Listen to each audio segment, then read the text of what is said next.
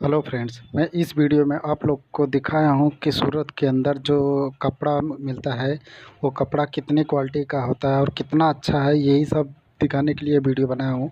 अगर आप लोग को ये वीडियो अच्छा लगे तो लाइक और सब्सक्राइब और दोस्तों के साथ शेयर करना ना भूले।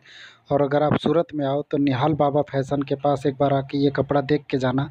आपको अच्छा लगे तो यहाँ से ले के जाना। आपको बहुत सारा जानकारी इसमें मिलेगी। तो चलिए आप लोग मेरे साथ लास्ट तक बने रहिए और वीडियो को लाइक और सब्सक्राइब करें।